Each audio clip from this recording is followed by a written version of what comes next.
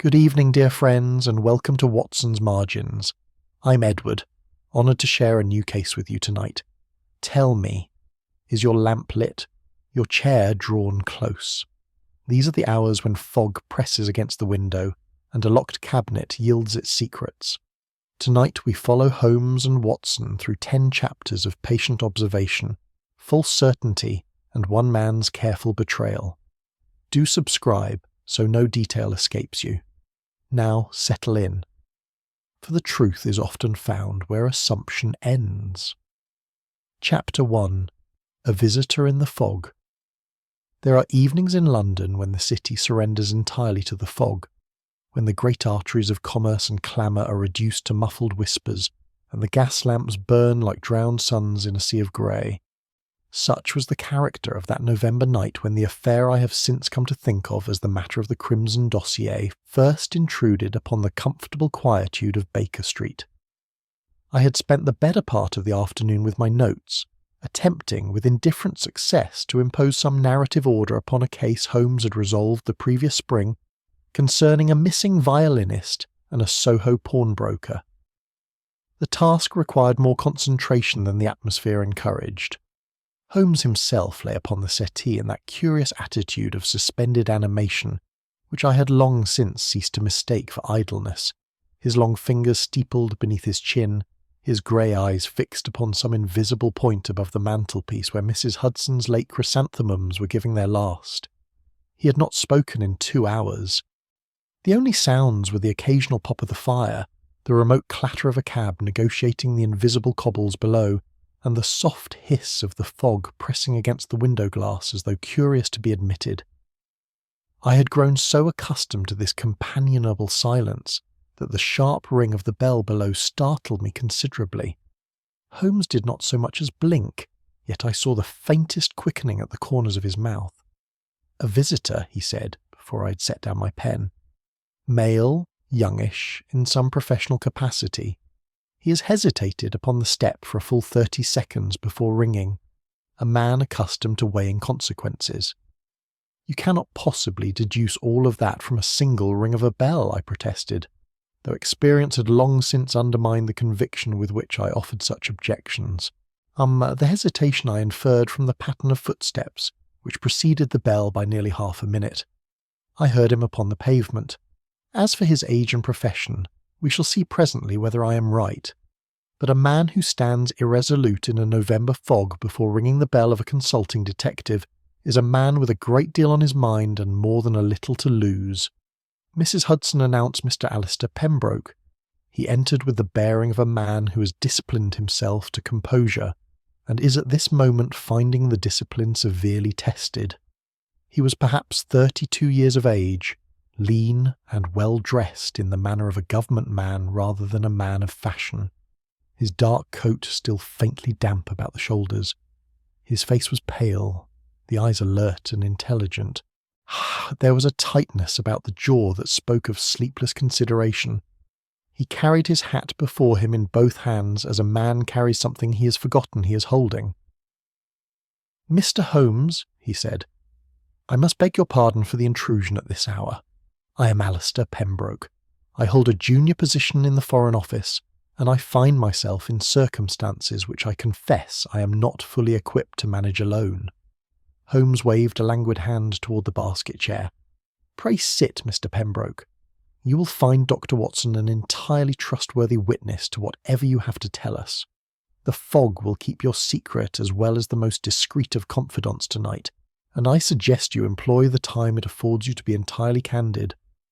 Pembroke sat, turned his hat twice in his hands, and then placed it deliberately upon his knee as though taking a grip upon himself. What he told us over the following quarter hour was this.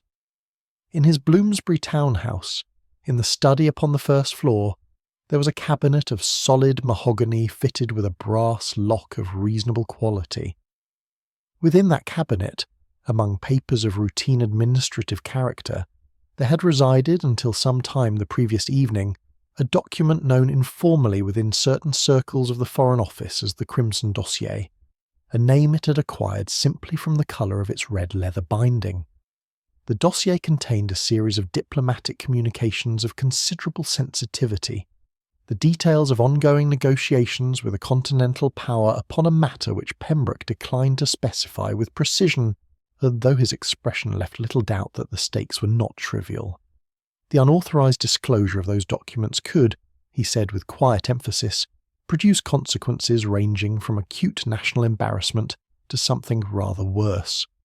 That morning, when Pembroke had opened the cabinet in preparation for a meeting, the dossier was gone. The cabinet showed no sign of forced entry. The key, a single key for which Pembroke held sole responsibility, had been in his waistcoat pocket throughout the preceding evening, and had been there when he woke. "Who was present in the house last evening?" Holmes asked. He had not moved from his settled position, but his eyes were fixed upon Pembroke with an attention that missed nothing. Pembroke provided 4 names: Sir Lionel Markham, his superior and mentor within the office, a man of 60 and impeccable reputation, who had called to discuss a related matter of administration; Miss Eleanor Graves, Pembroke's own private secretary, a capable and discreet woman of whom he spoke with evident respect; Colonel Sebastian Ward, an old friend of the family with connections to military intelligence, whose visits were frequent and informal; and Mr. Edwin Harcourt, a legal adviser of quiet and courteous demeanour, who had attended to review a memorandum of law relating to the negotiations.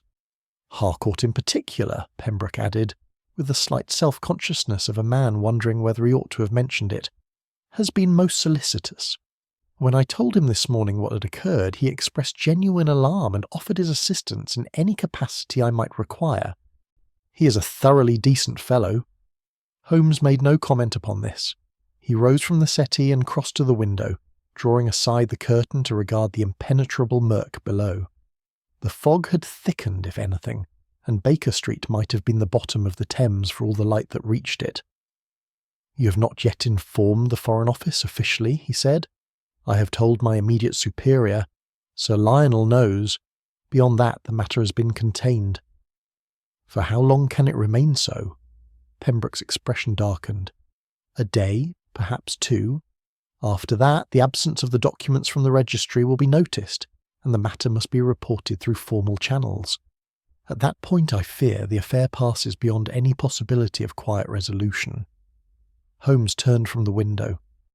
In the firelight his face was thoughtful, the angular planes of it thrown into relief, and I recognised in his expression that particular quality of settled alertness which told me the case had engaged him fully. "Then we have at most 48 hours, he said, "and I suggest, Mr. Pembroke, that you arrange for Dr. Watson and me to visit your townhouse at 11 o'clock tomorrow morning. Bring all 4 persons together, if you can manage it without exciting remark. Tell them, if you like, that you wish to review the events of the evening informally, before any formal inquiry becomes necessary. That will account for our presence naturally enough." Pembroke agreed with evident relief. He rose, reclaimed his hat, and shook Holmes by the hand with a grip that betrayed the tension he had thus far contained. He was more composed as he left than when he had arrived, which I have always taken to be one of the less celebrated but not least valuable of Holmes's gifts. When the sound of his footsteps had descended the stair and the street door had closed, I turned to Holmes. He had resumed his position upon the settee and was gazing once more at the invisible point above the mantelpiece. "Well?" I said. "Well, Watson," he replied without shifting his gaze, "it is a promising beginning. A locked cabinet, a missing document, 4 respectable suspects, and a man whose key never left his pocket. The materials are classical in their simplicity." "And Harcourt," I said, recalling the slight emphasis Pembroke had placed upon the man's helpfulness. Holmes permitted himself the thinnest of smiles. "The man who volunteers his assistance most readily in a crisis is always worthy of note, Watson. Not necessarily of suspicion, mind you, but invariably of note." Outside, the fog pressed on in silence. London slept, or seemed to. Somewhere in Bloomsbury, I reflected, a red leather document was either hidden or destroyed, and with it a secret that might yet disturb the quiet equilibrium of European diplomacy. Holmes reached for his pipe, and the soft draw and glow of it, was the last sound in Baker Street for a very long while. Chapter 2. The Crimson Cabinet. The fog had thinned by morning to a pale, reluctant mist that clung to the railings of Bloomsbury's well-ordered terraces without entirely surrendering its grip upon them. Holmes and I arrived at Pembroke's townhouse in Russell Square at a few minutes before 11, having shared the cab in silence, Holmes occupying himself throughout the journey with a study of his own gloved fingers, his expression that of a man listening to something no one else can hear. The house was a handsome one, 3 stories of cream-painted stucco behind iron railings, its windows clean, and its brasswork polished to a degree that spoke of competent domestic management. Pembroke met us at the door himself, which told me something of the degree to which he wished to keep the household staff from forming impressions. He shook Holmes by the hand and nodded to me, and I noticed that the sleeplessness I had inferred from his face the previous evening had deepened overnight into something more hollow about the eyes. "They are all here," he said quietly as he took our coats. I told them simply that I wished to review the evening informally before the matter required official attention. Sir Lionel was not pleased, but he came. Colonel Ward arrived early. Miss Graves has been here since 9. Harcourt sent a note to say he would be punctual, and he was. He led us up a well-carpeted staircase to the study on the first floor. It was a room that I formed an immediate and favourable impression of, larger than I had anticipated, furnished with the practical comfort of a man who works rather than merely occupies. 2 tall windows looked down upon a narrow garden reduced to bare geometry by the season. The walls were lined with books that appeared to have been read, not assembled.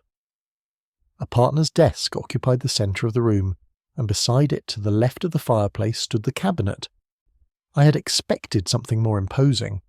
It was in truth a handsome but entirely ordinary piece of mahogany furniture, standing perhaps 4 feet in height, with 2 doors above and 2 deep drawers below, the upper doors fitted with a single central lock of polished brass.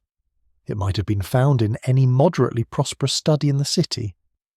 Holmes crossed to it immediately and stood before it in that attitude of still, comprehensive attention which I have seen arrest the notice of hardened police inspectors.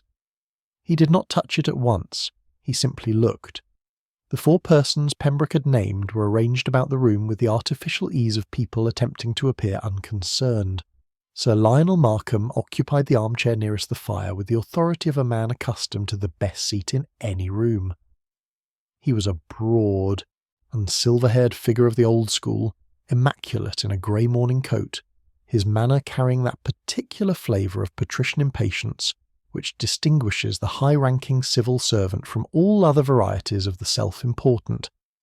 He regarded Holmes and myself with the contained displeasure of a man who considers the whole proceeding somewhat beneath the dignity of the situation. Miss Eleanor Graves sat a little apart at the corner of the desk with a small notebook on her knee that she was not writing in. She was a woman of perhaps 30, dark-haired and self-contained, her pallor suggesting either natural complexion or a poorly passed night, and her manner was cooperative in a way that seemed considered rather than easy. When Holmes glanced at her, she met his gaze steadily and did not look away first. Colonel Sebastian Ward stood with his back to the near window in the manner of a man who prefers to keep the light on other faces. He was 50 or thereabouts, with the reddened complexion and the compact, decisive build of a soldier who has not quite made his peace with civilian life. He had the habit of making small, controlled movements with his hands, as though they required conscious direction when not otherwise occupied. Edwin Harcourt rose as we entered. He was the sort of man one notices less for any individual feature than for the overall impression of considered pleasantness he produced. Well made, well dressed in dark blue, with smooth brown hair, and an expression of open, attentive sympathy that he directed toward Pembroke with what appeared to be sincere concern. He greeted Holmes with a firm handshake and myself with a cordial nod, and returned to his chair with the unhurried composure of a man entirely at ease. Holmes introduced himself briefly, offered no explanation of his method, and asked only that each person remain in the room while he examined it. Then he turned back to the cabinet. What followed occupied the better part of 20 minutes, and I have rarely found 20 minutes so instructive to observe. Holmes moved about the study with the systematic patience of a naturalist conducting a survey, touching little, noting everything. He examined the cabinet lock through his glass, tilting the instrument to catch the grey morning light from the window. He studied the brass handle of the right-hand door, bringing his face within an inch of the metal. He crossed to the fireplace. We crouched before the grate and spent several minutes in examination of the contents of the ashpan, which he had Pembroke confirm had not been disturbed since the previous evening. He measured nothing with any instrument I could see, yet I had the strong impression he was measuring a great deal. At one point he paused for rather longer than seemed warranted before the indentation in the turkey carpet beside the desk, pressing his fingers lightly into the pile and withdrawing them, then studying the depression from 3 angles. Throughout all of this, the room maintained its strained civility. Sir Lionel offered twice, with increasing curtness, that the whole matter ought properly to be in the hands of the police and the Foreign Office Security Department. Colonel Ward seconded this opinion in blunter terms, adding that foreign intelligence services had been active in London for years, and that it was naive to suppose this affair bore any other complexion. Harcourt listened to these contributions with thoughtful attention, and suggested gently that if there were any possibility of recovering the document quietly, the attempt seemed worth a day's patience. Miss Graves said very little. Holmes stood and turned to face the room. "Mr. Pembroke," he said, "you're quite certain the key did not leave your person last evening?" "Entirely," Pembroke said. "I had occasion to open the cabinet myself at approximately 8:30 to retrieve an unrelated paper, and I returned the key to my waistcoat pocket immediately thereafter. I wore the waistcoat until I retired and hung it on the stand myself. The key was in the pocket when I recovered the waistcoat this morning." Holmes nodded, as though this confirmed rather than complicated the matter. He said nothing further on the point.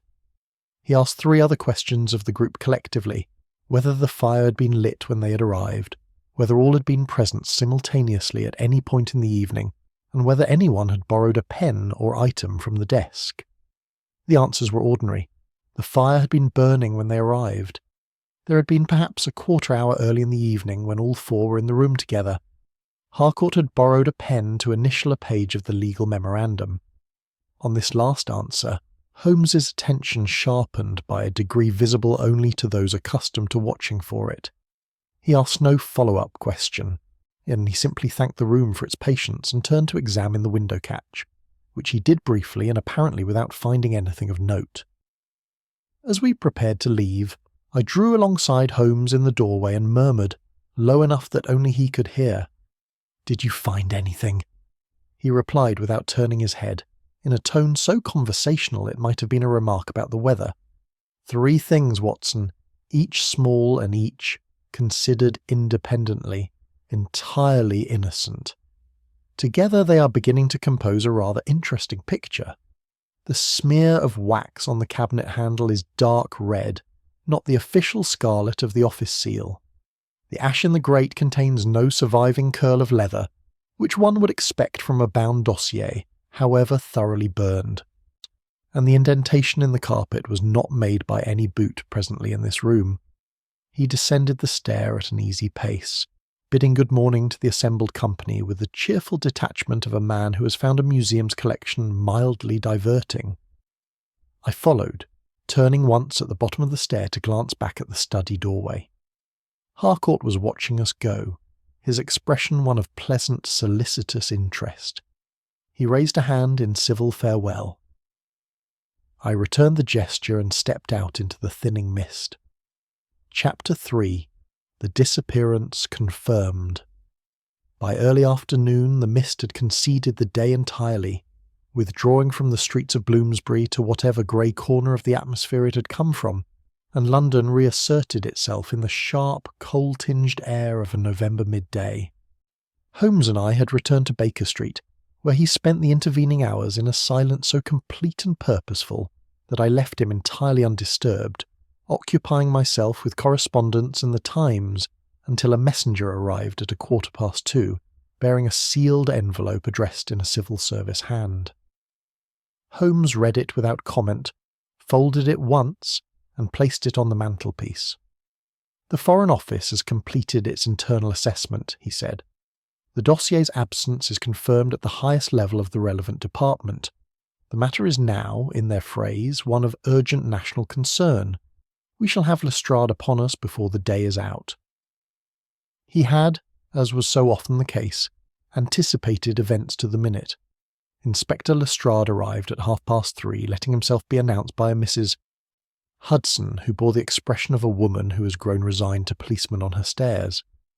He came in with his quick, self-important step, shaking water from his hat that the afternoon had apparently reconsidered into drizzle, and settled into the basket chair with the air of a man delivering information rather than requesting assistance. "I expect you've heard something of this Foreign Office business," he said, dividing his attention between Holmes and myself in the manner of a man who addresses the room while meaning to address one particular occupant of it. "Something," Holmes agreed. Lestrade smoothed his moustache with a forefinger and leaned forward. "Then I'll tell you what we know formally, since it seems you're already involved at the private end. Document of considerable sensitivity. Gone from a locked cabinet in Pembroke's study. No sign of a break-in. The key accounted for." He paused to allow this last point its proper weight. "Which brings us to the persons present that evening." Holmes rested his elbows on the arms of his chair, and regarded Lestrade with the patient attention of a teacher waiting for a pupil to arrive at a conclusion by the longest available route. "And of those 4 persons, Inspector, which has attracted your particular interest?" Lestrade's expression took on a quality of gratified certainty. "Colonel Ward," he said, "military intelligence connections, which means he knows the value of this class of document better than most. More to the point, he is known to have run up considerable debts at 2 of his clubs, and there is a suggestion of further obligations of a less reputable kind. A man in financial extremity with access to a valuable document is not a complicated equation, Mr. Holmes." "No," Holmes said, "it is not. He was also, by his own account, the last to leave that evening, excepting Sir Lionel, and his temper when questioned this morning was not that of an innocent man composing himself for scrutiny." "An angry man is not invariably a guilty one," I offered. "Perhaps not, Doctor," Lestrade said, with the good humour of a man who considers the distinction academic. "But anger of that particular variety, when a man is asked where he was and what he was doing, has a familiar ring to those of us in the practical line." Holmes said nothing. He had taken up his pipe and was engaged in filling it with the slow, considering movements that I recognised as a form of thought rather than appetite. Lestrade, in interpreting the silence as agreement, continued with rather more confidence. The official picture, as he laid it out, had the appeal of a well-fitted mortise. Ward's financial situation provided motive. His intelligence background provided means in terms of knowing where and to whom such a document might be profitably delivered.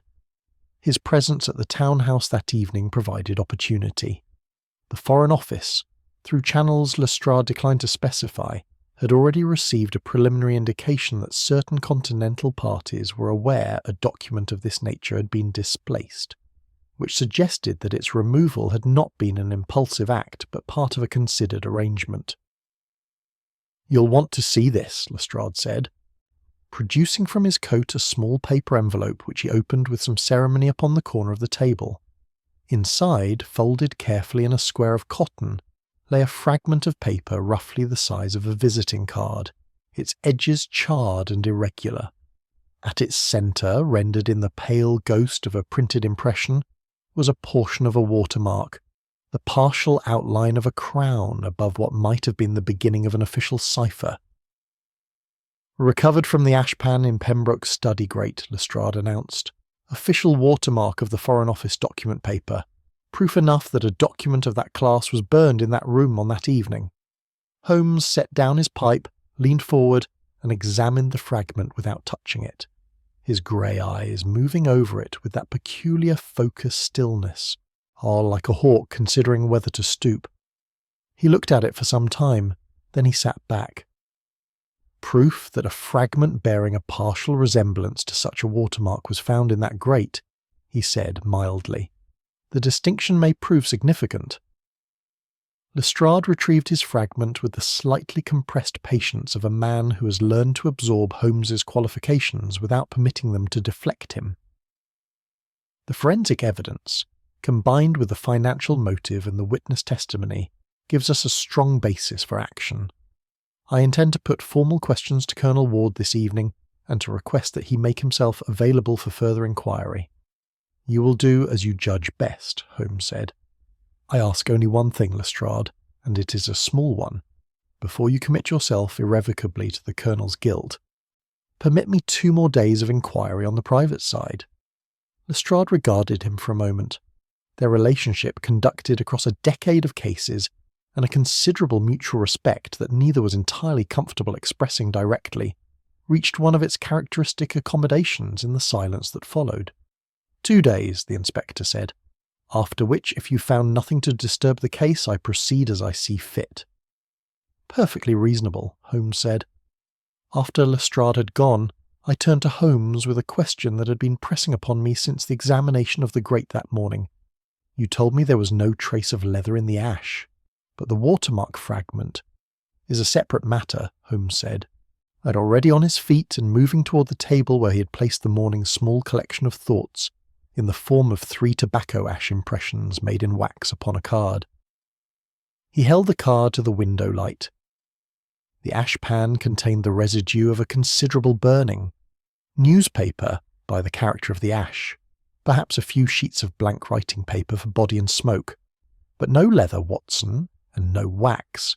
When a bound document in a red leather cover is burned, it leaves behind not only ash, but a distinctive residue of treated hide. There was none, which tells me that whatever was burned in that grate, it was not the crimson dossier. Then the watermark fragment was placed there, he said simply, returning the card to the table, or was, at the very least, not a remnant of the dossier itself. Whether it was torn from a genuine Foreign Office document of no further consequence, or whether it was produced by some other method, I cannot yet say with certainty. But the purpose of it is clear enough. It was intended to be found. It was intended to close the question of the document's fate before the question was properly opened. He crossed to the window and looked down at the wet, darkening street.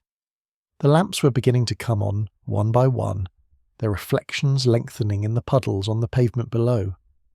"Someone in that study," he said, more to the window than to me, "went to considerable trouble to construct a complete and satisfying explanation of events. The burned document, the obvious suspect with his obvious motive and his obvious temper. It is all very neat." He paused. "I have always found excessive neatness in a criminal affair to be the most reliable indicator that one is not yet looking at the truth." I said nothing, for there was nothing useful to add. Outside, the November dark came on in earnest, and somewhere across the city, Colonel Ward was about to receive a visit from Inspector Lestrade that he had done nothing to deserve. Chapter 4. Inconsistencies of Time. Holmes dispatched 3 telegrams before breakfast the following morning, a circumstance I noted without remark, having learned long since that inquiring into their recipients before he was ready to tell me produced nothing but a pleasantly evasive response and a considerable waste of time. He ate with more appetite than was usual for him in the active phases of a case, which told me that the matter was resolving itself in his mind from the stage of raw observation into something more structured, though what precisely that structure was he showed no inclination to share. At 10 o'clock, Pembroke arrived at Baker Street looking marginally less strained than on his first visit, as men sometimes do when the worst has been confirmed and the uncertainty replaced by a defined catastrophe. He brought with him a folded sheet on which he had recorded, at Holmes's written request, the movements of each guest on the evening in question, as accurately as he could reconstruct them from memory and from the brief conversations he had conducted with each party since our visit to the townhouse. Holmes took the sheet without glancing at it and set it face down on the table. "Tell me instead," he said, settling back in his chair with his fingertips together. "In your own words, without reference to the paper, begin with Miss Graves." Pembroke collected himself. Miss Graves had arrived at 7:30, had spent the earlier part of the evening in the study assisting Pembroke with correspondence, and had departed by her own account and by Pembroke's recollection promptly at 9 o'clock. She had her coat on and her bag in hand before the clock finished striking, and had taken her leave with a punctuality that Pembroke described as entirely characteristic of her. Sir Lionel had arrived at 8, had conducted a conversation with Pembroke in the study regarding a forthcoming departmental review, and had remained for a brandy after the business was concluded, departing at roughly 10:15. Colonel Ward had appeared at 8:15, uninvited as was his custom, and had spent a portion of the evening in the drawing-room below before joining Pembroke and Sir Lionel in the study, where a disagreement regarding British policy toward a particular continental question had become, in Pembroke's careful phrase, somewhat animated. Ward had left at approximately 10, his temper not fully restored. Harcourt had arrived last at 8:30, with the legal memorandum under his arm. He had reviewed it with Pembroke at the desk, initialled the relevant pages, shared a brief and pleasant conversation, and had excused himself before 10, leaving Pembroke and Sir Lionel to their brandy. Holmes listened to all of this without interruption, his eyes half closed. When Pembroke finished, he permitted a short silence to settle before he spoke. "The fire," he said. "When was it lit?" Pembroke looked momentarily uncertain. "It was burning when the first guests arrived. I had Mrs. Alcott lay it in the late afternoon." "And at what point during the evening was it most actively burning?" "I couldn't say with any precision. It was burning throughout. I didn't attend to it particularly." "Did any of your guests attend to it?" Another hesitation. "Harcourt added coal at one point. I noticed because I was about to do so myself and he forestalled me. Quite natural. He was nearest the fire at the time." Holmes's expression did not change, but I saw the faint characteristic adjustment at the corner of his eye that told me a thing had fallen into a place prepared for it. He picked up Pembroke's written account from the table and studied it now, running his thumb down the page in the slow, deliberate manner of a man checking a column of figures he has already calculated in his head. "There is a discrepancy," he said, setting the paper down. "A small one, and I do not raise it to alarm you, but I want you to think carefully before you answer. You have written here that the fire was, in your estimation, burning low when Colonel Ward arrived.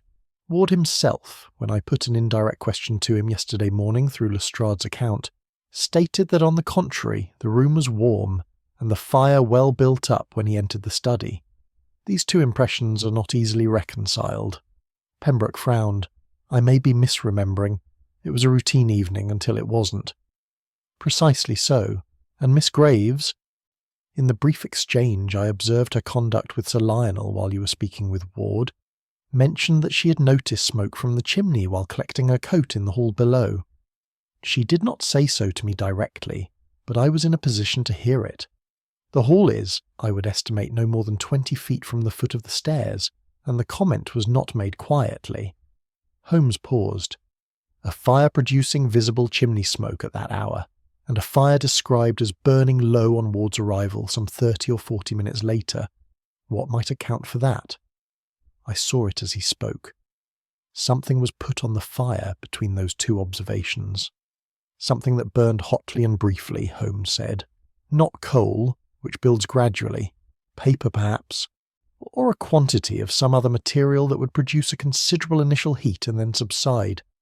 The room would have been warm when Ward entered, as he recalls, but the fire itself reduced, the peak of its burning already past. He turned to Pembroke. "You said Harcourt added coal. At what point in the evening?" "After Ward arrived, I think. Perhaps 9, or a little after." "By which time," Holmes said quietly, "the fire had already done whatever work had been required of it." Pembroke's face underwent a series of small revisions as the implication settled upon him. To his credit, he did not leap to the conclusion Holmes was evidently approaching. He said carefully, "You're suggesting that something was burned in my grate that evening while I was present in the house." "While you were present in the house," Holmes agreed, "but not necessarily in the room. You mentioned that Ward's conversation with Sir Lionel took you briefly to the drawing-room below. How long were you absent from the study? Perhaps 10 minutes, perhaps a little more. Holmes nodded once, the slight, conclusive nod of a man completing an arithmetic he began some time earlier. He did not press the point further. Instead he rose, crossed to the desk, and examined once more the sheet Pembroke had brought, this time with minute attention to the column recording each guest's stated time of departure. "There is one further thing," he said, without looking up. "The wax I noted on the cabinet handle. I described it to you yesterday as dark red, distinct from the official scarlet. I want to be precise about this distinction, because it matters considerably. Official Foreign Office sealing wax is a particular shade, almost vermilion. The smear on your cabinet handle is darker, more of a claret. It is the shade used for private correspondence by those who have reason to distinguish their personal seals from their official ones." He set the paper down. "Do any of your 4 guests seal their personal letters with wax, to your knowledge?" Pembroke considered.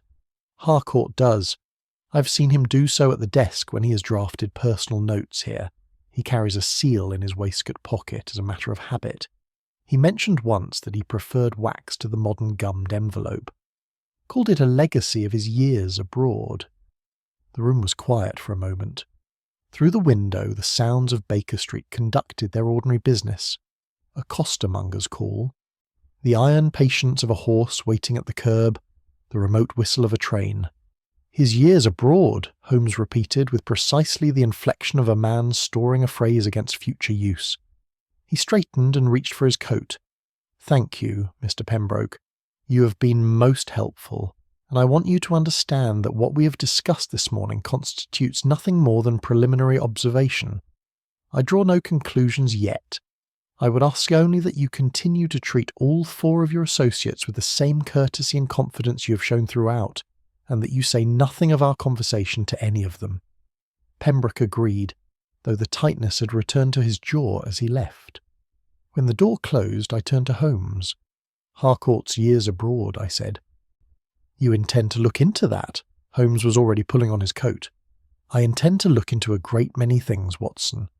But that particular phrase has the quality of a door left carelessly ajar. A man does not describe years spent in a professional capacity abroad as a legacy, unless those years contain something he would prefer to leave behind rather than explain." He took up his stick and his hat. "Come, there is a man at the Foreign Office Registry whom I have found useful on 2 previous occasions, and I think this afternoon he may prove useful on a 3rd.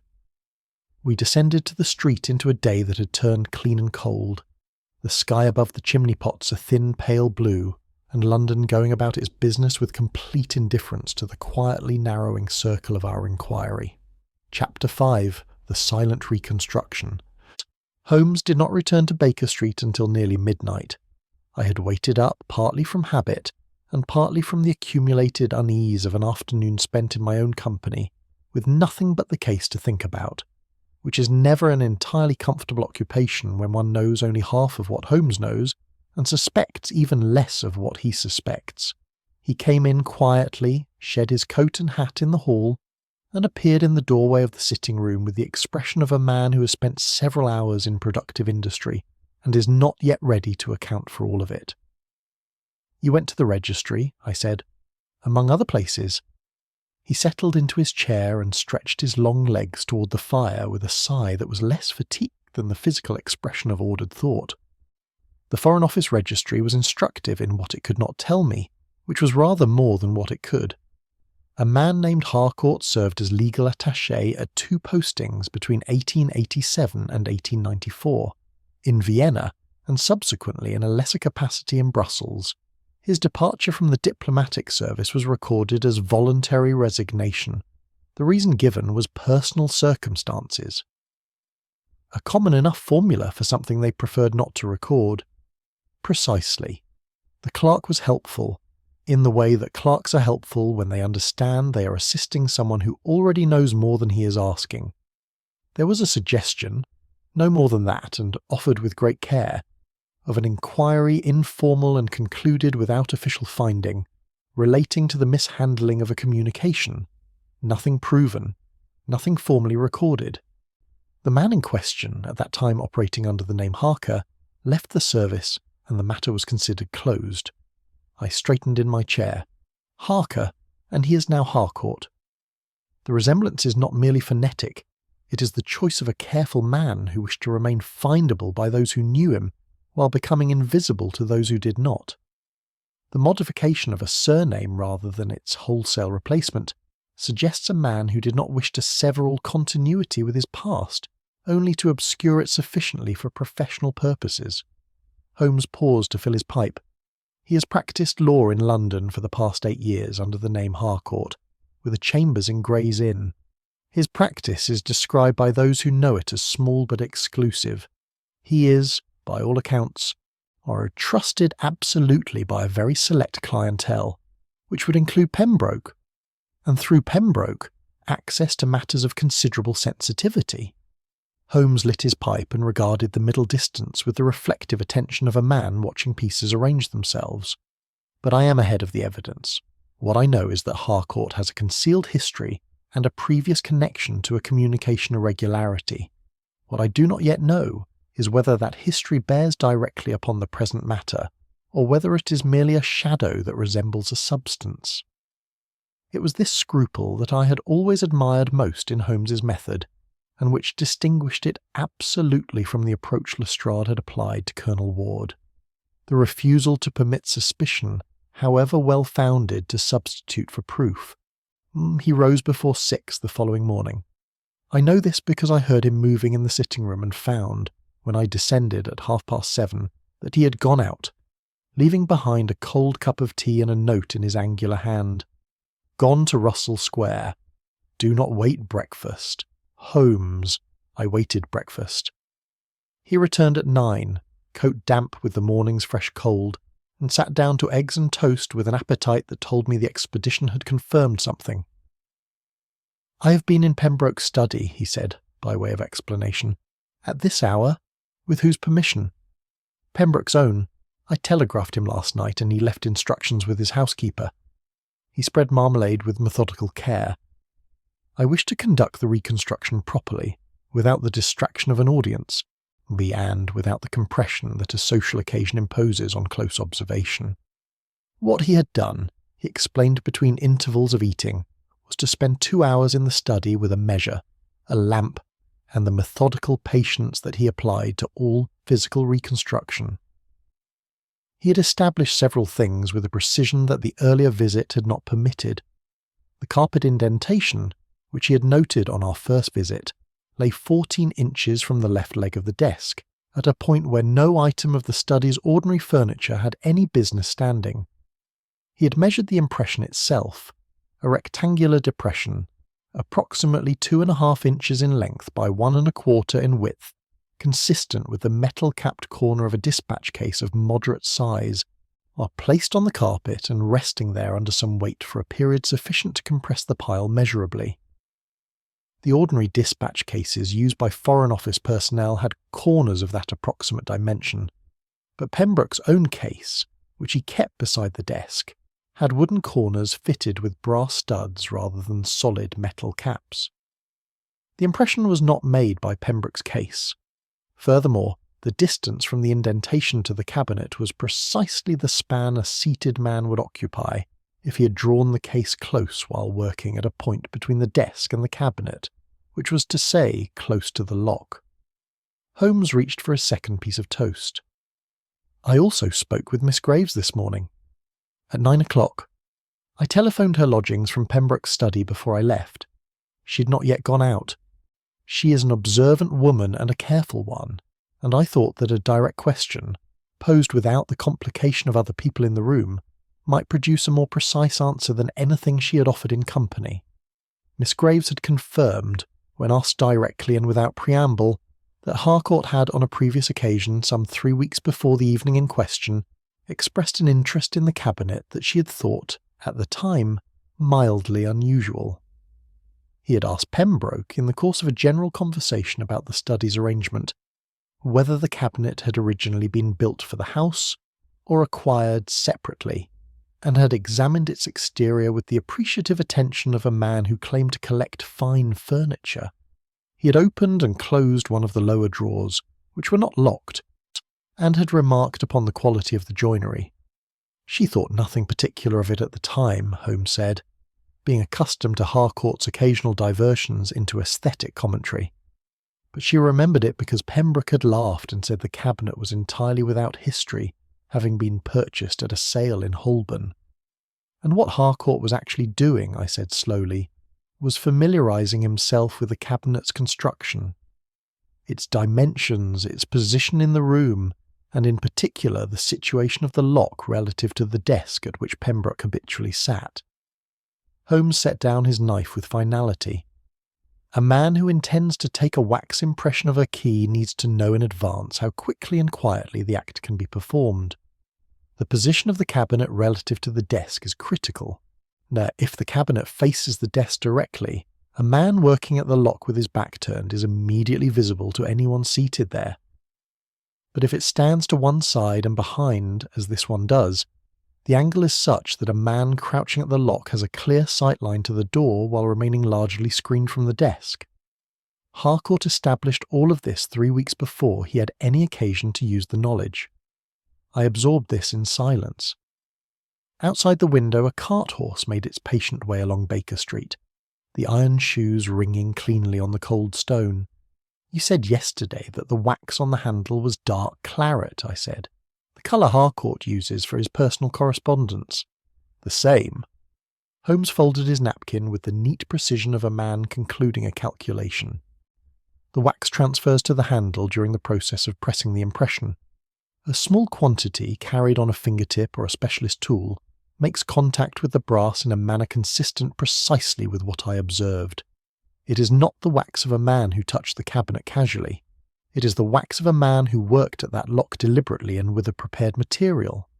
He stood and crossed to the window, his hands clasped behind him, looking down at the street with the even gaze of a man who has assembled the majority of a picture and is waiting quietly for the last piece to present itself. "There is one element I have not yet fully accounted for," he said, after a moment. "The key impression requires physical contact with the key itself. Pembroke is certain it never left his person. But I'm beginning to think I understand the mechanism by which it was managed, and this afternoon I intend to verify it." He turned from the window. "Be good enough to be available at 3 o'clock, Watson. I may need a witness." He said nothing further, and I knew better than to press him. Chapter 6. Motives Beneath Politeness. At 3 o'clock precisely, I was in the sitting room with my coat already on, a habit Holmes had trained into me across enough years of sudden departures to make the preparation instinctive. He appeared from his bedroom at 2 minutes past the hour, paused only to pocket something small from the mantelpiece shelf, and led me down to the street without explanation. We walked rather than taking a cab, which told me the destination was near enough for thought to be more useful than speed. "Gray's Inn," Holmes said, confirming a guess I'd been forming since breakfast. "We're calling on Harcourt." We're observing Harcourt's chambers from the street for the moment. I telegraphed a colleague who keeps a watchful interest in the legal quarter, and he has confirmed that Harcourt will be in consultation until 4. We have therefore a sufficient interval. He said nothing further until we turned from Holborn into the quieter precincts of the inn, where the afternoon light lay grey and even across the old stone and the bare plains of the court. "I want to tell you," he said as we walked, "something of what I found at the registry. Not the bare facts I shared last night, but the shape that those facts suggest when considered against everything else. Motive, Watson.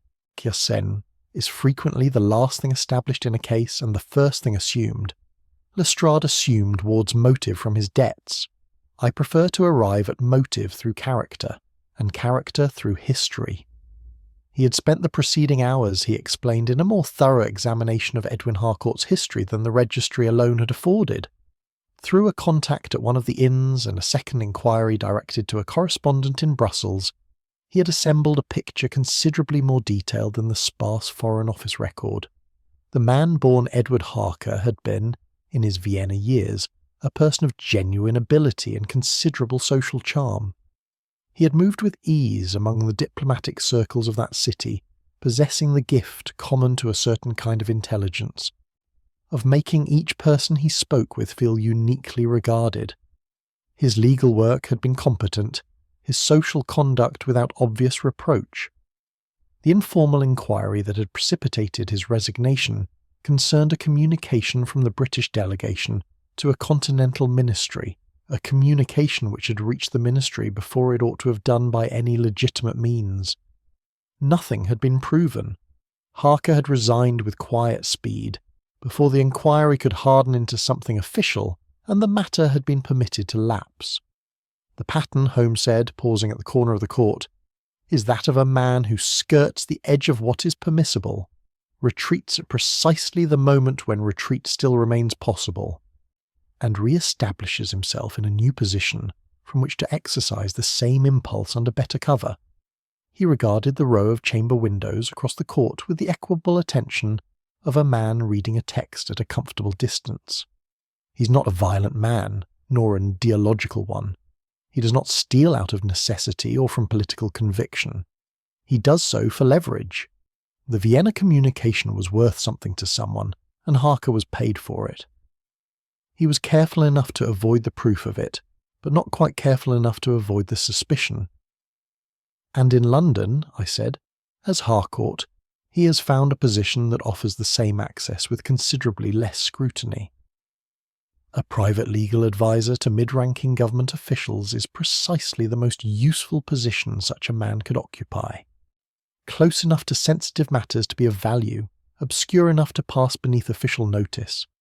His clientele is small and exclusive because he does not want clients at random. He wants clients who bring him, as a consequence of their professional lives, proximity to things worth knowing. We had stopped on the far side of the court, from which angle a narrow window on the first floor of the relevant chambers was visible between two stone piers. The window was dark. His motive for the dossier specifically, Holmes continued, his voice dropping not from caution, but from the natural modulation of considered speech, is not simply financial, though financial benefit will certainly follow. It is more precisely that the document offers him two distinct instruments of leverage simultaneously. Its contents are valuable to certain foreign interests who would pay for them, but Harcourt is not, I think, primarily a seller of secrets. He is a collector of positions. By possessing the dossier, he can make himself simultaneously useful to those foreign interests and indispensable to his own clients, who would naturally turn to him in their distress, as indeed Pembroke has done. He's in the room, Watson. He is trusted. He is the sympathetic friend who offers his assistance freely, and all the while the red leather document is in his case. The audacity of it, laid out in Holmes's measured terms, produced in me a particular variety of cold admiration that I have felt on other occasions when confronted with the logical elegance of a criminal design. It was not pleasure at the crime, but recognition of the terrible completeness of it. The years of positioning, the careful cultivation of trust, the use of that trust as the very mechanism of betrayal.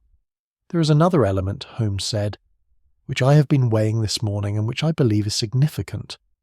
When Harcourt was in Vienna, he operated under conditions of diplomatic immunity that gave him a measure of protection beyond his natural caution. That protection no longer exists. He is a private citizen in London, subject to the ordinary law, and he knows that the successful prosecution of a man for the theft of a Foreign Office document is a serious matter. He will not hold the dossier indefinitely. He requires either a rapid transaction with his foreign contacts, or a negotiated arrangement with Pembroke, or the office itself, in which possession of the document becomes the basis of a private settlement that leaves him unharmed. Blackmail, in effect, of the most refined variety, the kind that is never spoken of as blackmail, because both parties understand the arrangement without the word being used. Holmes had been engaged throughout this account in watching the chamber window with what I had taken for idle attention. He now said, without shifting his gaze, "He is there. The room has been lit. The consultation ended early, or my colleague's intelligence was imprecise." A pause. "He is at his desk. I can see the upper portion of his lamp."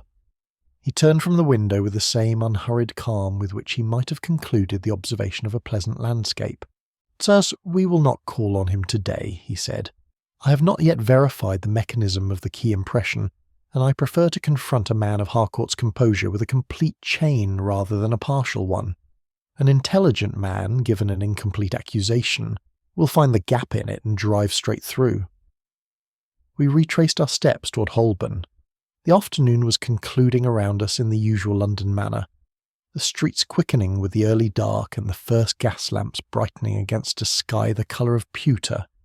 "The key," I said. "You mentioned this morning that you believed you understood the mechanism. I believe I do. I require one further visit to Pembroke's study to confirm it, and one specific observation regarding the desk at which Pembroke habitually sits." He glanced at me sidelong, and there was in his expression something that I can only describe as a craftsman's pleasure at the approach of the final stage of a careful work. "There is a detail I noticed on our first visit, Watson, which I passed over without comment, because I was not then certain of its significance. I am now. Tomorrow morning will settle it. And after that?" Holmes stepped aside to permit a laden clerk to pass with his portfolios. "After that," he said, "the chain is complete, and we may begin the rather more delicate business of closing it." We walked on through the thickening dusk, and I turned over in my mind the portrait Holmes had drawn of Edwin Harcourt. Not the desperate thief of Lestrade's comfortable narrative, not the obvious villain of a penny paper, but something more unsettling and more true. A cultivated man who had made the patient exercise of other people's trust the central instrument of his professional life. The fog was beginning to return, threading itself between the buildings in thin, exploratory tendrils, and the city absorbed it without complaint, as it absorbs all things, and continued on. Chapter 7. The Plausible Culprit. The morning papers brought with them, on the third day of our inquiry, a development that Holmes had anticipated, and I had not. There was nothing in the public press, naturally, where the matter was far too sensitive for any official communication, but the note delivered with our breakfast, bearing Lestrade's handwriting and the slightly triumphant abbreviation of a man who considers himself vindicated, had informed us that Colonel Ward had been formally requested to present himself at Scotland Yard for extended questioning, that certain of his financial dealings were now under official examination, and that a witness had come forward to confirm having seen the Colonel in close conversation with a known agent of a foreign power at his club some 6 weeks prior. Holmes read the note twice, replaced it beside his coffee cup, and said nothing for the better part of 3 minutes. This particular silence had a different quality from his usual contemplative repose. It was the silence of a man exercising restraint. "The witness," he said at last, "will be genuine, in the sense that such a conversation almost certainly occurred. Ward moves in circles where foreign agents are not uncommon, and a man with military intelligence connections who drinks at his club is likely to have exchanged words with any number of people whose affiliations he neither knows nor inquires into. Lestrade will interpret this as corroboration. It is in fact merely coincidence elevated to the status of evidence by the frame that has been constructed around it. I had been reviewing the outline of the case as I understood it, and I put to Holmes a question that had occupied me during the previous evening. If Harcourt arranged to cast suspicion upon Ward, he required that Ward's financial difficulties and his intelligence connections be known in the right quarters at the right moment. How was that managed? Holmes looked at me over his coffee with an expression of mild approval. The expression of a tutor whose student has identified the correct question. It was not managed by Harcourt directly. It required no management. Ward's debts are a matter of club gossip, which is to say they are known to everyone. His connections to military intelligence are a consequence of his professional past and his present social habits, both entirely above board. Harcourt did not construct Ward's vulnerability. He simply recognised it, and chose his moment accordingly. The art of it is that the guilt appears to assemble itself around Ward independently, from pre-existing materials, with no visible hand behind the arrangement. That is considerably more elegant and considerably more difficult to refute than a planted It was, I reflected, uncomfortably true. In the days since Pembroke's first visit to Baker Street, the case against Ward had accumulated not through fabrication, but through the natural coalescence of existing facts under the pressure of suspicion. His temper, his debts, his foreign connections, his heated words on the evening in question, none of these had been invented. They had simply been allowed to fall into a light that made them appear damning. A prosecuting counsel presented with this material would not feel he was stretching the evidence. He would feel, rather, that the evidence had obligingly arranged itself. I said as much to Holmes. Which is precisely why the single detail matters so disproportionately, he replied. He rose from the table and went to the window, where the morning presented a clear, hard quality, quite unlike the previous days, the sky a flat November blue above rooftops sharp-edged with cold. When the narrative against a man is constructed from genuine elements, only a fact that the narrative cannot absorb will dislodge it. A lie can be corrected with a truth. A true story told in a false order requires something of an entirely different character, not a contradicting fact, but a revealing one. The revealing fact, as he presented it to me across the next half hour, was the question of the key. He returned to it now with the focused attention of a man who has been circling a central problem and is at last prepared to address it directly. Pembroke was certain the key had not left his person. He had opened the cabinet himself at 8:30, replaced the key immediately, and worn the waistcoat until he retired. The key had been in the pocket when he recovered the waistcoat the following morning.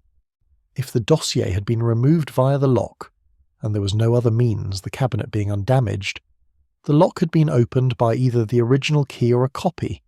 If a copy, the copy required an impression, and the impression required access to the key itself. Holmes had spent, he told me, a considerable portion of the previous night, reviewing in his mind every moment of the evening as Pembroke had reconstructed it, attending specifically to any occasion when the key might have been physically accessible for the necessary interval. The waistcoat had been worn throughout.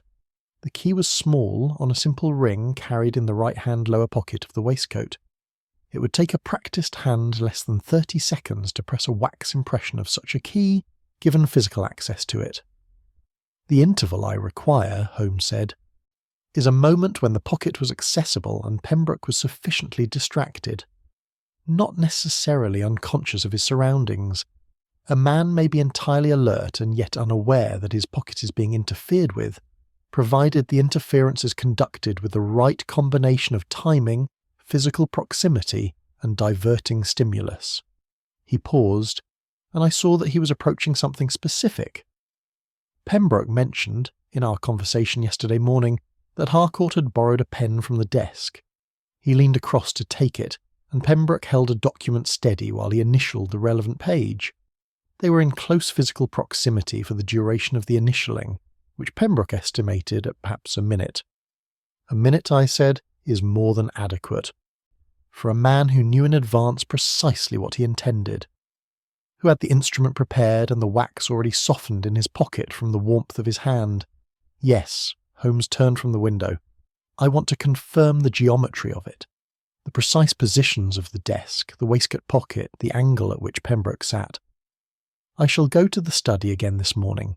In the meantime, I want you to do something for me.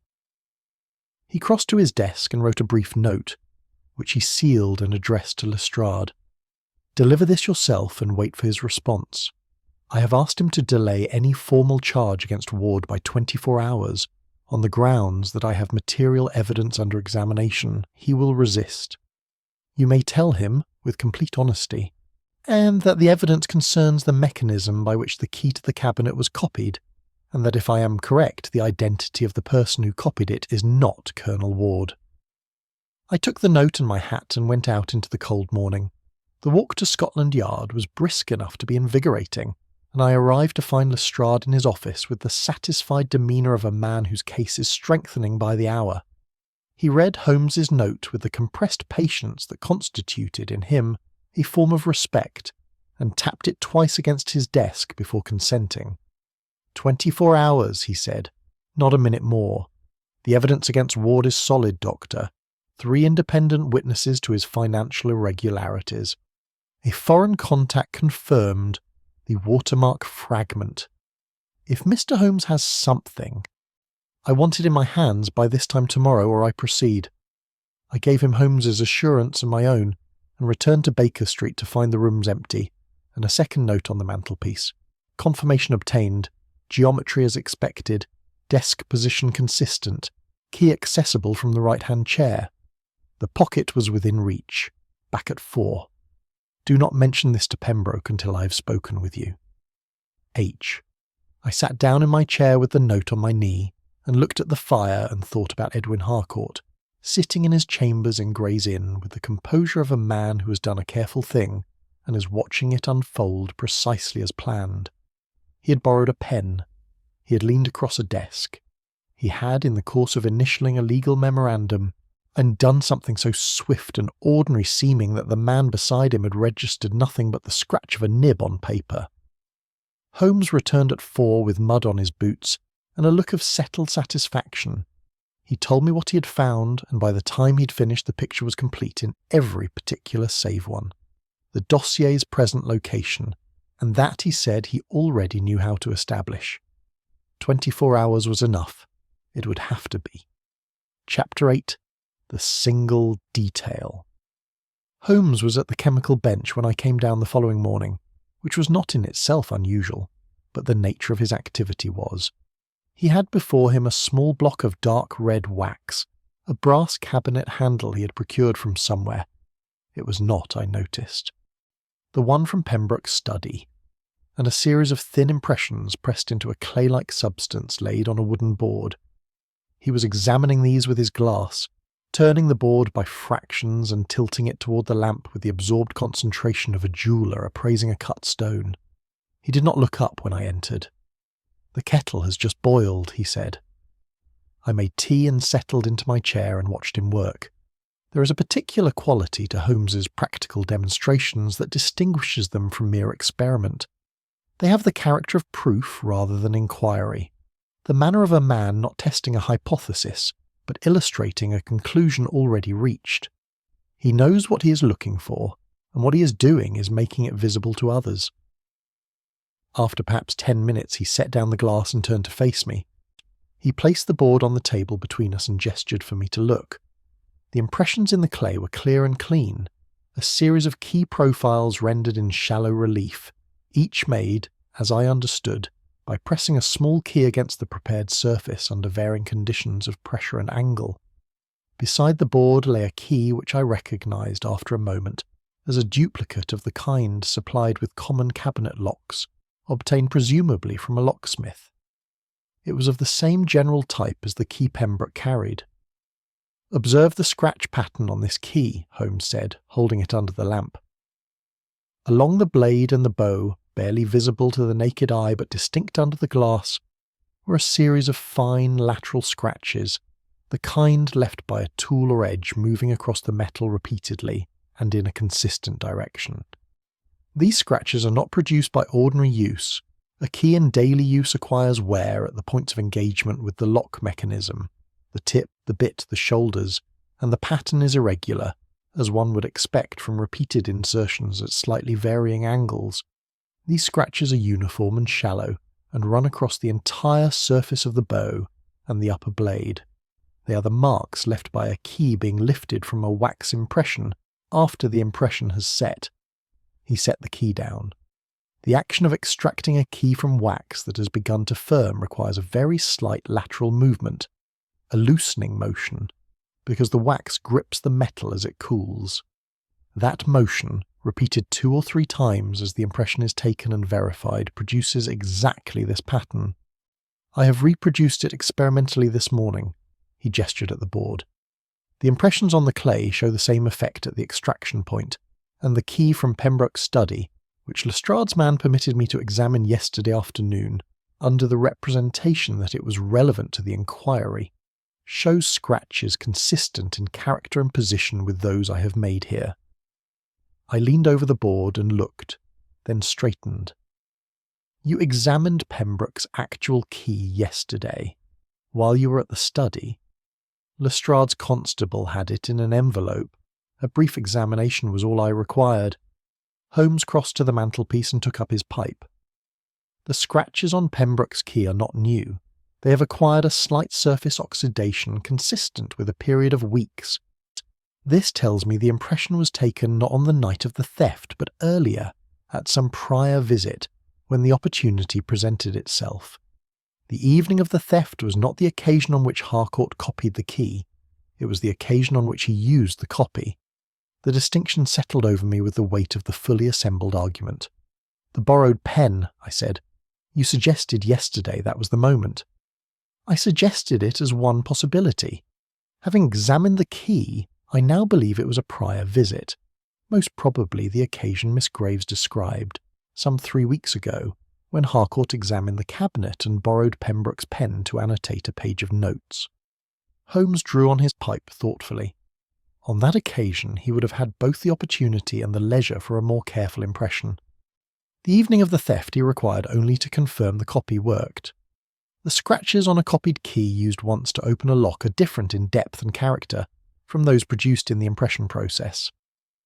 What I found on Pembroke's key are exclusively impression scratches, not operational ones, which means the copy was made some time before it was employed. I thought of Harcourt at the desk 3 weeks prior, admiring the cabinet's joinery, borrowing the pen with a pleasant word, leaning close. A man who had been preparing with a patience that was, in its way, more disturbing than impulsive criminality. "And the dispatch case," I said. "The indentation in the carpet. Can you confirm the case is Harcourt's?" Holmes allowed himself a brief contained smile. "I have measured the metal corner of a dispatch case of the same make and model as the one Harcourt carried to Pembroke's study on the evening in question, identified from Pembroke's description, and confirmed by his housekeeper, who assisted the guests with their belongings on arrival, and has a reliable memory for quality leather. The measurement is consistent with the carpet indentation to within 1/4 of an inch. Harcourt placed his case between the desk and the cabinet at some point during the evening, in precisely the position required to work at the cabinet lock without presenting his back to the study door. Each element, considered individually, retained a theoretical innocence. A man places his case down near a cabinet. A key shows scratches of uncertain provenance.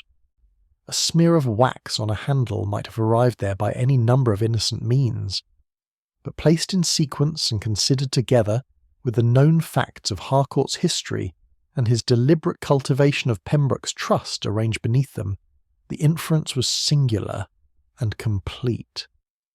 I had seen Holmes demonstrate this kind of convergent proof before, and it never lost its quality of intellectual finality. "The false ashes," I said. "You have not spoken of them today." "Because they are, in a sense, the crudest element of the design, and require the least additional demonstration. Whatever was burned in that grate was not the dossier. A bound document in treated red leather produces, when burned, a residue of carbonized hide and a distinctive odour of scorched leather dressing, which anyone who has handled such documents would recognize. The grate contained neither. The watermark fragment was the only element intended to be found, and it was placed, not deposited." He paused. "I spent 1/4 of an hour this morning examining the fragment Lestrade showed us under my own glass. The edges of the charring are uniform in a manner inconsistent with burning in place. Paper burned in a grate chars irregularly, from the edges inward, with variations produced by the draw of air and the presence of other material. This fragment was charred in isolation, probably over a candle or spirit lamp, and then placed in the grate after the fact." The morning had grown around us while we spoke, the sounds of Baker Street assembling themselves into their familiar daytime register. The newsboy, the milk cart, the measured footfall of a city going about its business. "We have then," I said, taking stock, "the impression scratches on the key, the wax smear identifiable by composition and colour, the carpet indentation consistent with Harcourt's case, the false ashes, and Harcourt's concealed history. Any one of these is suggestive. Together they constitute a chain," Holmes said, in which each link is independently verifiable and collectively inescapable. He set down his pipe with the neat precision of a man completing a task. There remains only the question of the dossier's present location. I have a strong opinion on that matter also. His chambers? His chambers? A man of Harcourt's caution would not keep such a document at his lodgings, which are domestic and accessible to servants. His professional chambers are his own domain, to which no one has routine access. I believe the dossier is there, in or about the dispatch case, which he would not have left at Pembroke's study. Holmes stood and reached for his coat. This afternoon, Watson, we shall call on Edwin Harcourt at Gray's Inn, not to accuse, not yet, but to observe, at close quarters, a man who does not yet know that his chain has been assembled, and to determine from his manner whether my final inference is correct. He paused at the door. Bring your own coat, and perhaps your cane, not from any expectation of difficulty, simply because a solid stick is a useful prop for a man who wishes to appear to be doing nothing in particular while attending to everything. I took my cane from the stand. Outside the window, London pursued its enormous ordinary life, entirely indifferent to the quiet completion of a careful net. Chapter 9. The Revelation. The gathering at Baker Street that afternoon had not been of Holmes's original design. He had intended, as he told me on our walk back from Gray's Inn, a more gradual culmination, a private confrontation with Harcourt, a quiet retrieval, a discreet resolution that would spare Pembroke the full theatre of exposure. It was Lestrade who altered the arrangement, arriving at 2:30 with the news that he intended to charge Ward that evening, and that Holmes's 24 hours had elapsed by his calculation, which differed from mine by approximately 3 hours, and from Holmes's by somewhat more. Holmes considered this for a moment and then said, with the equanimity of a man who has learned to work with the materials available, "Very well. Send word to Pembroke, to Sir Lionel, to Miss Graves, and to Colonel Ward. I want them all here at 4 o'clock. You will attend yourself and bring one constable, and send a man to collect Mr. Edwin Harcourt from his chambers in Gray's Inn with a request, not a summons, a request, that he join us for a discussion of new evidence in the Pembroke matter." Lestrade examined Holmes with the practised scepticism of a man who has been surprised too many times to be surprised easily and has not quite managed to make peace with that fact. "You have the dossier?" "Not yet. But I know where it is, and I know how it was taken. Bring them here, Lestrade, and I will give you both." The inspector went. Holmes spent the intervening period in a stillness so complete that Mrs. Hudson, bringing up the tea things at 3, glanced at him with the mild concern she reserved for his more extreme episodes of mental concentration, and retreated without the small domestic remark she would ordinarily have offered. I sat with a book I did not read, and watched the clock and thought about Harcourt, whom we had observed for precisely 45 minutes that morning in his chambers at Gray's Inn. The visit had been managed by Holmes with a social deftness I continued to find remarkable in a man so frequently described by those who did not know him well as deficient in ordinary human feeling. He had called on Harcourt under the pretext of seeking a legal opinion on a question of property, a thin enough pretext but delivered with sufficient particularity to serve its purpose for the required duration. Harcourt had received us with the same open, solicitous warmth he brought to every encounter, and I had watched him throughout with the particular attention of a man who knows what he is looking for. He was entirely composed.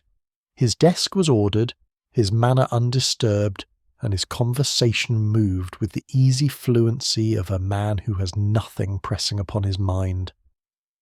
The dispatch case stood against the wall behind his desk, its dark leather unremarkable among the ordinary furniture of a legal office. He had asked after the Pembroke matter with what appeared to be genuine concern, and had expressed the hope that the affair would resolve itself without public consequence for his client's reputation. Holmes had sympathised, asked 2 or 3 questions of artful irrelevance, thanked Harcourt for his time, and led me back down the stair with the brisk step of a man who has confirmed a reservation. "He is not alarmed," I said on the pavement. He has no reason to be as yet. He is, in his own estimation, perfectly safe. The case against Ward is building without his intervention. The dossier is in his possession and in a place he considers secure. He has only to wait. Holmes had walked on for a moment before adding, "The case is in the lower compartment of the dispatch case." Observe that he placed his hat upon the case's upper lid when he sat down, a reflex of a man covering something he wishes to keep from casual attention. The hat was on his head when we entered, and on the case within 30 seconds of his sitting, an unconscious protective gesture. It was this detail, among all others, that stayed with me as the clock moved toward 4 and the sound of cabs began to accumulate in the street below. They arrived within 10 minutes of each other. Pembroke came first, pale but controlled. Taking the chair, Holmes indicated with the obedient manner of a man who has placed his trust entirely in another's navigation. Sir Lionel arrived in the evident belief that the occasion was beneath him, and conveyed this with the particular efficiency of the genuinely grand, and settling himself with a compressed displeasure that was none the less, I noticed, attentive. Miss Graves sat with her notebook again. Whether from professional habit or personal composure I could not determine, and did not open it. Colonel Ward, released from his extended interview at Scotland Yard, came in with the coiled tension of a man who has been unjustly handled and has not yet found a clean expression for his feelings about it. He acknowledged the room with a stiff nod that contained beneath its anger a dignity I found myself respecting. Lestrade and his constable took positions near the door. Harcourt arrived last, punctual to the minute, entirely pleasant, with the dispatch case in his hand and the hat upon his head, and chose the chair nearest the window with the ease of a man settling in for a collegial discussion. He greeted Pembroke with a warmth that had not diminished by a fraction, and nodded to Holmes with the respectful civility of a man acknowledging a professional equal. Holmes waited until the room was fully settled. Then he stood before the fireplace and spoke, not with the dramatic deliberation of a man who's been waiting for an audience, but in the measured, conversational tone of a man presenting a technical report to colleagues of sufficient intelligence to follow it without theatrical assistance. He began with the cabinet. He described the lock, the key, and the nature of the impression scratches, demonstrating with the duplicate key and clay impressions he had brought from the morning's work. He was precise and unhurried, and I watched the room as he spoke. Sir Lionel's compressed displeasure became, gradually, an unwilling attention. Pembroke's knuckles whitened slightly on the arm of his chair. Ward, as the argument moved away from him and toward another quarter, underwent a slow and visible release of tension, like a man from whom a considerable weight is being lifted by increments. Holmes then addressed the carpet indentation and the dispatch case, at which point Harcourt shifted almost imperceptibly in his chair. A man watching carefully would not have missed it, and Holmes was watching carefully. He described the false ashes, the planted watermark fragment, and the composition of the wax on the cabinet handle, and named it as the private correspondence wax used habitually by one person in this room. He did not say the name. He allowed the inference its proper weight. Then he produced, from his coat pocket, a small sheet on which he had written in his precise angular hand the name Edward Harker, the dates of service in Vienna and Brussels, and the nature of the inquiry that had concluded without official finding. He placed it on the table without comment and regarded Harcourt directly. The room held a silence of a quality I have encountered perhaps a dozen times in my life, the silence of a moment when something irrevocable is about to change. Harcourt looked at the paper. He looked at it for rather longer than a man who has never seen such a document would look at it. Then he looked at Holmes, and something in his expression underwent a revision so complete and so rapid that it was like watching a face exchange one mask for another. The pleasantness did not entirely disappear. It became instead effortful. "You have been thorough," he said. His voice was steady and entirely without inflection. "I have tried to be fair," Holmes replied, "and the dossier." It was a statement rather than a question. "I believe it to be in your dispatch case, in the lower compartment, wrapped in the blue cambric you use for legal documents.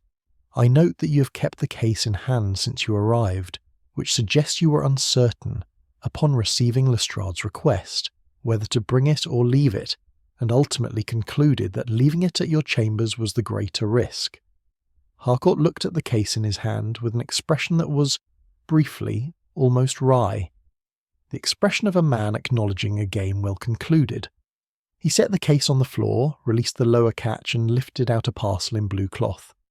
He unwrapped it with the precise movements of a man who has handled it carefully, and placing it on the table, disclosed a document bound in red leather, its colour vivid even in the grey afternoon light of Baker Street. Pembroke made a sound that was not quite speech. Into the silence that followed, Harcourt said, "I should like to speak with a solicitor before I say anything further."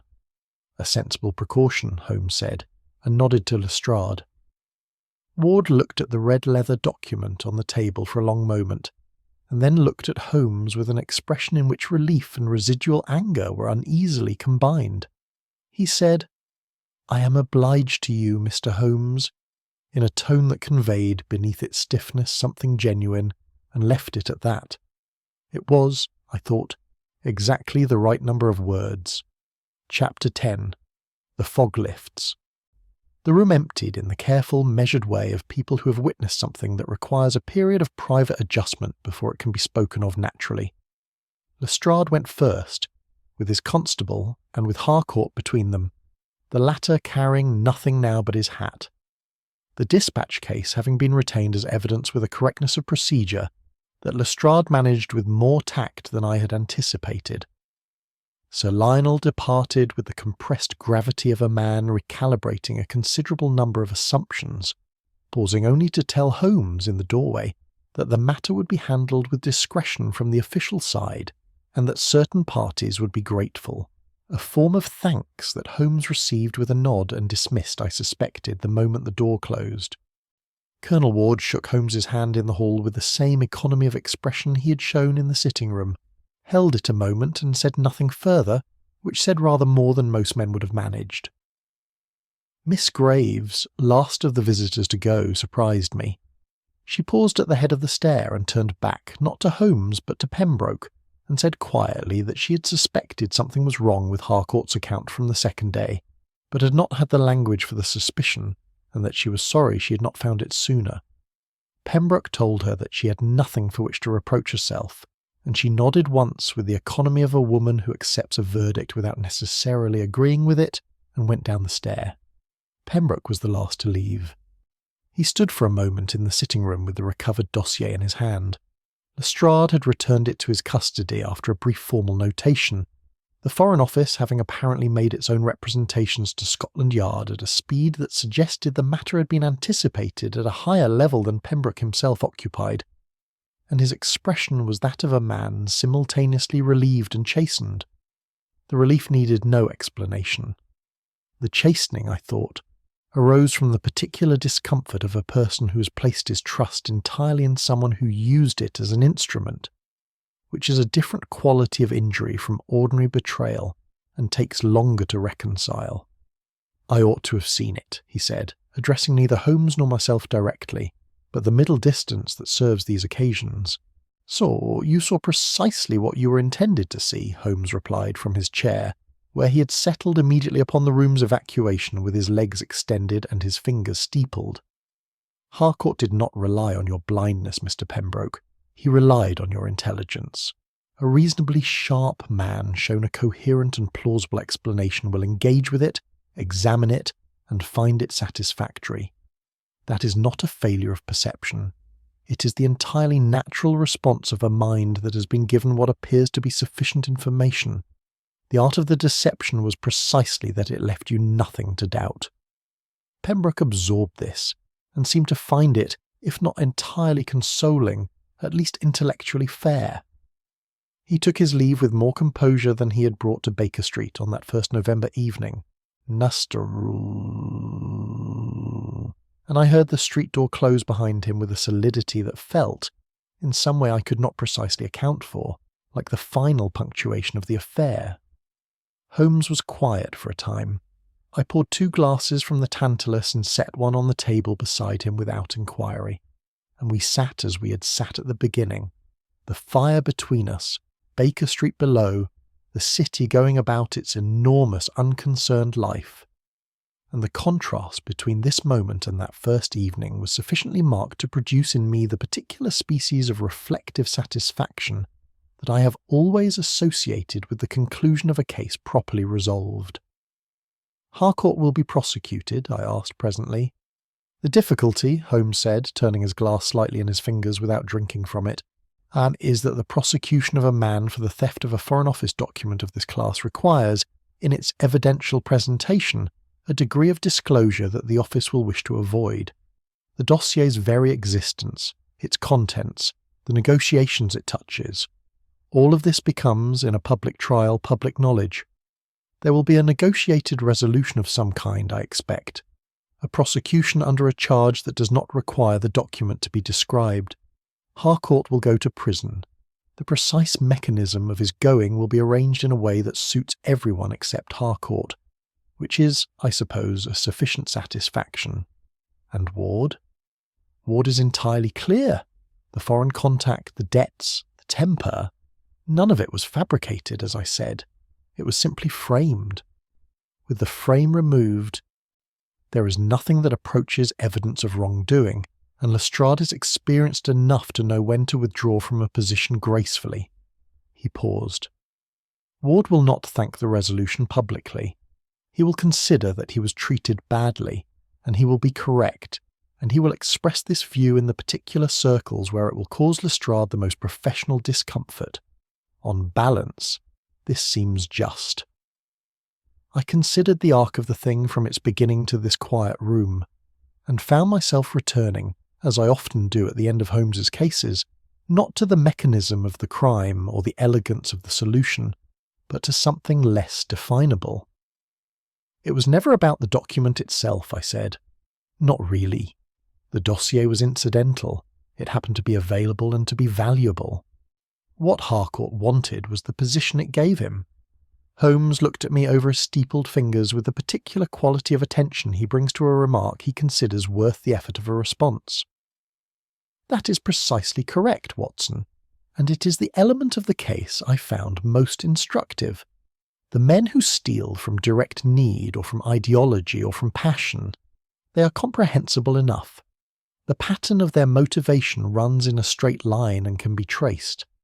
A man like Harcourt is more difficult because his motivation is positional rather than acquisitive. He does not want the thing. He wants what the thing allows him to be. The document in the red leather cover was not to him a secret. It was a credential. Which makes him more dangerous, I said. And more difficult to detect, Holmes agreed. Precisely because there is no moment of obvious need or obvious grievance to which one can point. He moved through Pembroke's household for months as a trusted figure, and would have continued to do so indefinitely if the opportunity had not presented itself.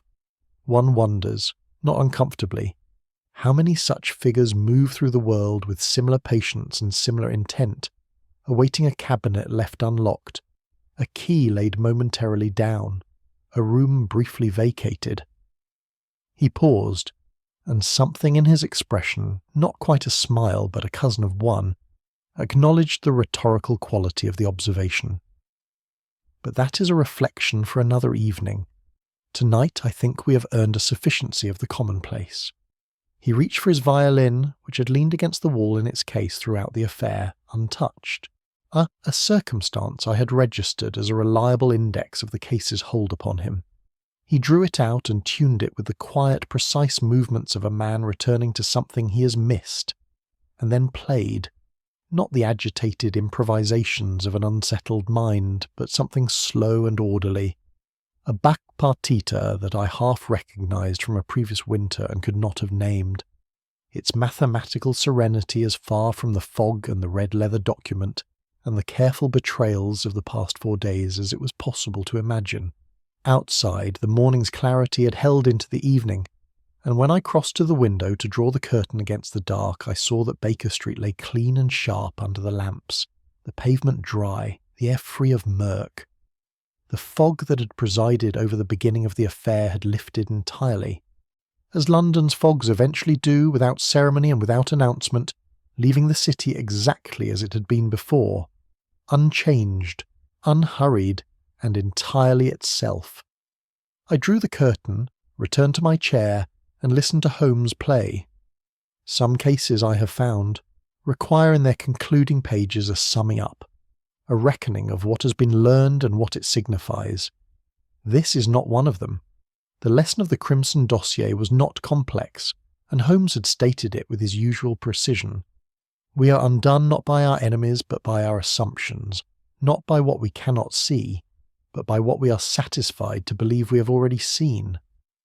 A man of intelligence and composure, moving quietly among those who trust him, had very nearly sent an innocent man to ruin and delivered a sensitive document into foreign hands. And he had done it not with force or cunning of the violent kind, but with patience, preparation, and the intelligent exploitation of other people's reasonableness. The violin moved through its measured phrases. I closed my notebook and set down my pen, and the fire held the room against the November cold, and Baker Street absorbed the evening in its usual way, and the matter of the Crimson Dossier was concluded,